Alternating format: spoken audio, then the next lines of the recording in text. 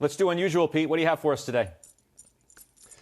All right, I'm going to start off with energy. And earlier we heard Seach talk about some of the beta names. Well, I've been talking about these beta names for a really long time, Scott, and I own stocks like Chevron, like KMI, but I'm trading all these other ones. And I'll tell you, this one today, Devon, is very interesting because stock already has made a very nice move. It's had an incredible year. It's had an incredible run to the upside, and it looks like it might even have a little bit more.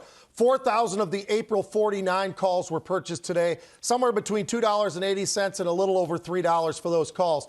Now, what makes this interesting is this is a stock that, it hadn't seen the highs where it is right now since all the way back to July of 2018. So I think that stands out a little bit for me as well. I think these energy stocks have a little bit more to run to the upside, and you're getting time, which is not what we've seen in unusual option activity of late. A lot of it's very short term, like my next one, Snowflake. Now, this one's pretty interesting as well. It's not all that far off of its highs, which is a little bit over $400 a share, but it's off a little bit, of course, $344 a share at the time today when they decided they were going to purchase the December 350 calls. And those calls are going for about $2.30 up to about $3. I love that trade. I think this stock has the potential by the end of this week, which is what it's going to have to do, to be able to get past that 350 level. So I bought both of those calls, both in Devon and in Snowflake.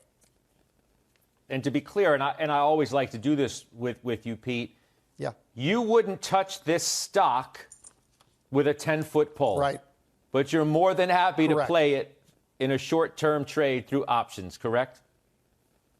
You are 100% correct, and I would also put that over with the Chinese names as well, Scott, with all that's been going on with Didi and all the issues that we've faced over the last year or more. I will not touch those Chinese stocks unless I'm doing it with options.